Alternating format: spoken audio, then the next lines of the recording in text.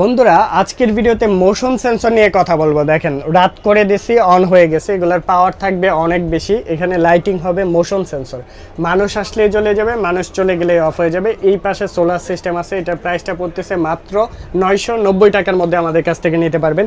এটার মধ্যে আবার বড় সাইজ আছে, এটাও কিন্তু বড় সাইজটা। দেখেন এই পাশে সোলার থাকবে অ্যান্ড এই পাশে হচ্ছে লাইট থাকবে, মোশন সেন্সর কাজ করবে। এটার প্রাইসটা নিতেছি কত জানেন? 1600 টাকার মধ্যে নিতে পারবেন।